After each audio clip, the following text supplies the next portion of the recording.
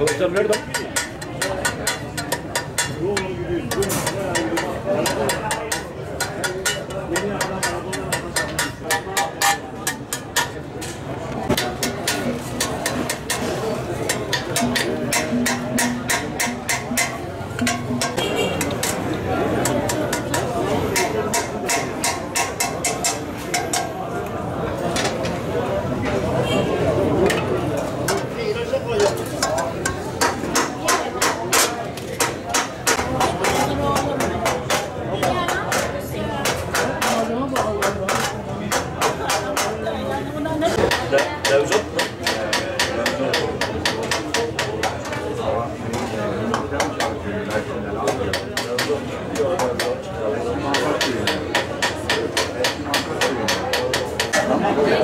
Baba onun kapağı ayarlanacak da bir açayım bakayım ağzını.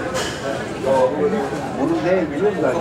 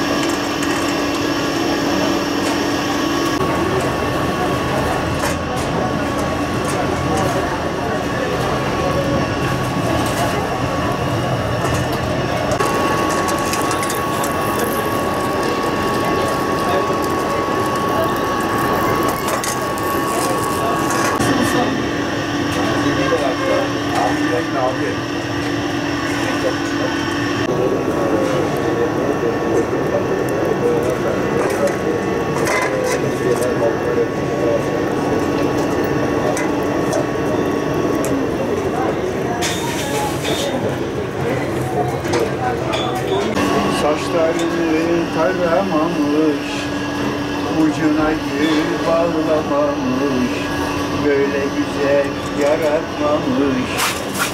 Kavruk yaylasına, göller yaylasına, oldu. Baktıkça bakasın geldi, gülünü bakasın geldi.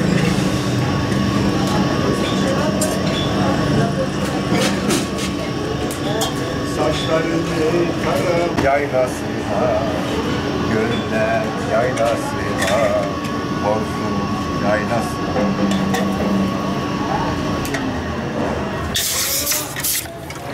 Baba yok, akraba yok, kısır yok. Yine akşam oldu, bastı karanlık. Kuş düğünde yatsa, oldu saman.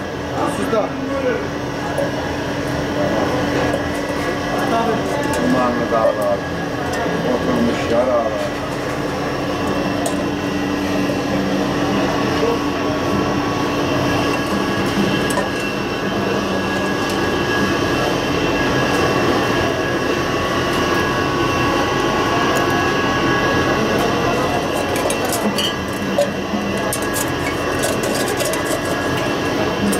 Baktıkça bakasın geldi, gülünü takasın geldi. Baktıkça bakasın geldi. 1958 Adana Kozan doğumluyum. 1970 senesinden beri bu mesleği yapıyorum. Ailede 4. kuşağım.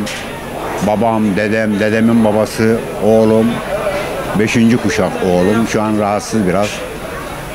Yaklaşık 70'ten bu yana 4. kuşak kalıcı olarak baba dede mesleği. 45 sene Kozan'da, 10 seneden beri de Adana'da. Yalnız burayla 81'den beri diyaloğum var. Sene 1970, ortaokul 3'ten lise 1'e geçeceğim. 2 dersten ilk mahalle kalmıştım. Babam Kozan'ın Savruk yaylasından beni gönderdi. Cipçiye tembih etti. Dedi ki bunun 2 dersten dedi takıntısı var. Bugün imtihana girecek. Onu orada bırakma dedi. Akşam geri gelirken getir dedi. Cipçiler de günlük gidiş geliş yapıyor ya. Biz de geldik. Adana Spor'un maçı vardı. Inter Toto bilmem işte o zamanlar Avrupa şeyine girdiydi Adana Spor. Ben kaldığım dersten, İkmal'a kaldığım dersten gitmedim. Maça geldim buraya. Neyse hani derler ya yalancının mumu yatsıya kadar. Belli oldu. Ben de dedi aynısını yaptım babama dedi. Babam Kozan'da kalaycı bakırcı ustasıydı. Yarın dükkana geliyorsun dedi bana. O gündür bugündür 45 sene Kozan'da, 10 senede Adana'da, 55 senem bitti elhamdülillah. Ya kalay bir nevi bakırın aşınmış yerlerini tekrardan yapıyoruz yani. Kalay denizin tabanından çıkan bir madenden oluyor. Kalay insan vücuduna çok faydalı. O kadar faydalı ki şimdi insanlar bunu bilmiyor. Bir teflon tencereye düşmüşler. Teflon tencere ne demek? Sert alüminyonu boyuyorlar, veriyorlar. O boyada ne? Zift. Teflon tencere yapışmıyor. Zift de yapışmıyor. Kamyon üstünden geçiyor. Yani teflon tencerenin ana maddesi zifttir. Muhafazan Allah, her 10 kişiden 2 kişi kanser. Ben kanserim demiyor, sokakta geziyor. Bunun sebebi ne?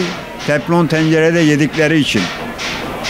Kalaylı bakır kaplar insanın ömrünü uzaltır.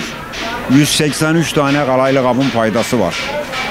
Hani derler ya, Halep oradaysa arşın burada. Bir su tası al. 25 gün o su tasında evde su iç. Ama çeşmeden tutup hemen içmeyeceksin. 1 dakika bekleyecek tasın içinde su. Ondan sonra içeceksin. 25 gün sonra kendini bir yokla. Yani denizin tabanından çıkıyor ya kalay. Onun için çok faydalı. Hani derler ya, denizden babam çıksın yerim misali yani. Bir de kalay demek temizlik anlamına gelir. Dünyada da 2 yerde var kalay. Venezuela'da, Brezilya'da. Euro ile satılıyor. Banka kanalıyla, yani devlet kanalıyla satılıyor. Kalay çok faydalı. İnsan organlarını temizliyor, kolesterolü önlüyor. Özellikle küçük çocuklarda demir eksikliğini önlüyor. Hangi birini sayayım? 183 tane faydası var. İnternetten bakabilirsiniz. Kalaycılık ölümü üst tutmuş mesleklerden mi artık? Ya şimdi alüminyum çıkınca kalay biraz şey yapmıştı. Şimdi alüminyum aşırı zararlı bir şey. Çok aşırı zararlı bir şey. Şöyle bir şey anlatayım ben size. Bugün 5 kilo su alan 5 litrelik alüminyum tencere 700 gram gelir. 700 gram gelir. O tencereyi bir sene kullanıyorsun. Yemek pişiriyorsun o alüminyum tencerede. Alüminyum tencere 500 grama düşüyor. Ya bunun 200 gramı nerede? Bu sıfır iken 700 gramdı. Niye 500 gram? Nerede bu 200 gram? Kim bilir vücudun neresinde? Alüminyumdan insanlarımızın uzak durmasını istiyorum. Genelde bakırda yemelerini istiyorum. Çelikte, bakırda, çelikte alırken tencere olsun, tava olsun tabii ki bildirilmekte fayda var. Mıknatısı vuracaksın şu şekilde, mıknatısı çelik tencereyi tutuyorsa onu almayacaksın kardeşim. Tutmayan çelik tencereyi alacaksın. Birincisi bakır tencere, ikincisi mıknatıs tutmayan çelik tencere alacaksın. Şimdi şöyle, kalaycılıkta gençleri çalışmıyor. Niye çalışmıyor? Şimdiki gençler kolay geçim arıyor. Elim yüzüm kara olur diyor. Üstüm başım pis olur diyor. Ellerinde bir telefon. Muhafazan Allah, telefon şimdiki gençlerin elinde. Başka bir şey yok. Ama bana şunu da soruyorlar. Ya usta sen burada çalışıyorsun. Sen bırakırsan ne olacak? Ben de şöyle bir soru iletiyorum onlara. Fatih Sultan Mehmet Han diyorum, İstanbul'u nasıl fethetti? Duraklıyorlar böyle. Bilen biliyor, bilmeyen bilmiyor. Fatih Sultan Mehmet Han İstanbul'u düşman denizden, yani gemiyle saldıracak sandı.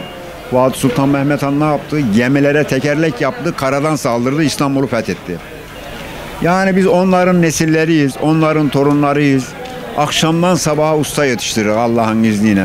Vallahi Türkiye 65 yaş üzeri, Türkiye'de 640 ustanın içinde ilk 3'teyim. Ben de bilmiyorum. Yani 4. değilim. Ama 1. ama 2. ama 3. o da belli olacak. Bekliyoruz bakayım telefon. Jülide Başkanım bu korona şeyinde buraya korona olmadan buraya gelmişti. Herhalde tek kaldın dedi bana. Evet dedim. Bakanım dedim.